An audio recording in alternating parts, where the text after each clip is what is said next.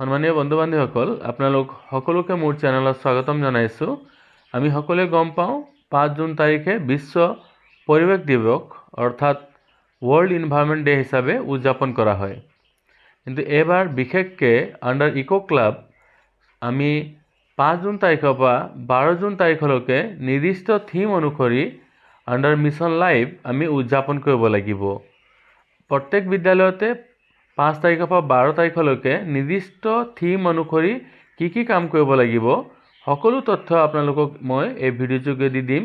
যদি আপোনালোক মোৰ চেনেল ছাবস্ক্ৰাইব কৰা নাই, কাইণ্ডলি ছাবস্ক্ৰাইব কৰি ল'ব যাতে এনেকুৱা তথ্যসমূহ আপোনালোক লাভ কৰিব পাৰে। এতিয়া আমি লক্ষ্য কৰোঁ প্ৰথম দিনা আমি কি কাম কৰিব লাগিব। ছাজেষ্টিভ এক্টিভিটিজ, এডপ্ট হেল্ডি লাইফষ্টাইল থিমৰ নাম দিয়া হৈছে। আৰু আণ্ডাৰ দিছ থিম আমি ল'ৰা ছোৱালীক লৈ কিনি ভ্ৰমণত ওলাব পাৰোঁ। ল'ৰা ছোৱালীক পৰিস্থিতিতন্ত্ৰ ইক'চিষ্টেমৰ বিষয়ে আমি বুজাব পাৰোঁ। আৰু কি কাম কৰিব পৰা যায় আপোনালোক লক্ষ্য কৰিছে যে ইয়াত মিছনৰ থিম লোৱা হৈছে lifestyle for environment, adopt healthy lifestyle. এতিয়া এই এডপ্ট হেল্ডি লাইফষ্টাইল আমি ল'ৰা ছোৱালীক বুজাবৰ কাৰণে কি এক্টিভিটি কি ক্ৰিয়াকলাপ কৰিব পাৰিম আমি লক্ষ্য কৰোঁ। প্ৰথমতে বিদ্যালয়ৰ কাষৰীয়া ঠাইত আমি পৰিস্থিতিতন্ত্ৰসমূহৰ আভাস দিবৰ কাৰণে ল'ৰা ছোৱালীক আমি ভ্ৰমণত লৈ যাব পাৰোঁ। তাৰপিছত ল'ৰা ছোৱালীৰ লগত আলোচনা কৰিব পাৰোঁ, আমি গছ পুলি ৰোপণ কৰিব পাৰোঁ আৰু প্ৰতিপালনৰ বিষয়েও চিন্তা কৰিব লাগিব।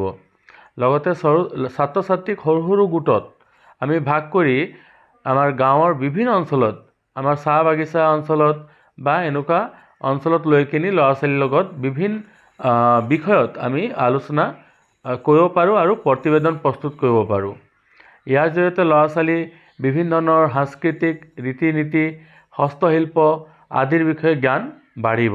সেইটো হ'ল প্ৰথম দিনা, date is on the 5th June কি কাম কৰিব লাগিব তাৰ এটা আভাস। এতিয়া আমি লক্ষ্য কৰোঁ দ্বিতীয় দিনা আমি কি কৰিব লাগিব। দ্বিতীয় দিনাৰ যিটো থিম হ'ব on the 6th June, adopt sustainable food.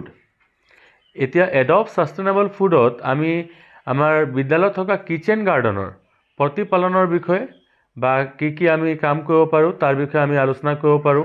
যদি বিদ্যালয়ত মাটিৰ অভাৱ আছে তেনেহ'লে আমি প্লাষ্টিকৰ বটল বা টাব আদিত আমি পুলি ৰোপণ কৰিব পাৰোঁ আৰু তাৰ প্ৰতিপালনৰ বিষয়ে, সংৰক্ষণৰ বিষয়ে আমি আলোচনা কৰিব পাৰোঁ।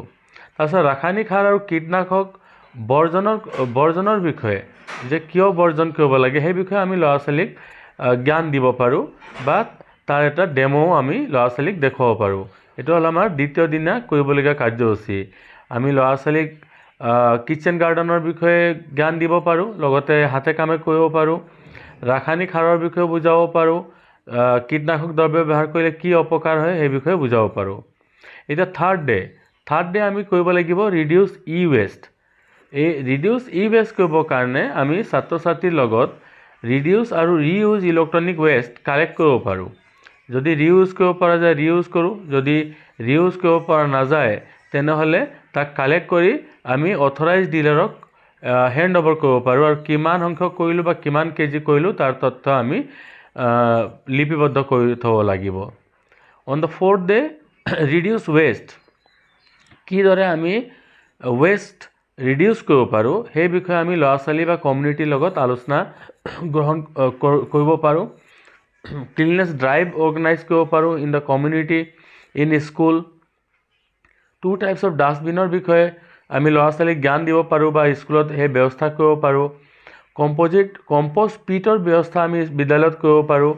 এইবিলাক আমাৰ অন দ্য 4th ডে কিদৰে আমি ৱেষ্টৰ বিষয়ে আমি ল'ৰা ছোৱালীক জ্ঞান দিব পাৰোঁ সেই বিষয়ে এক্টিভিটি কৰিব লাগিব। তাৰপিছত অন দ্য 5th ডে আমি ল'ৰা ছোৱালীক এবাউট ছেভ এনাৰ্জি আমি ল'ৰা ছোৱালীক জ্ঞান দিব পাৰোঁ।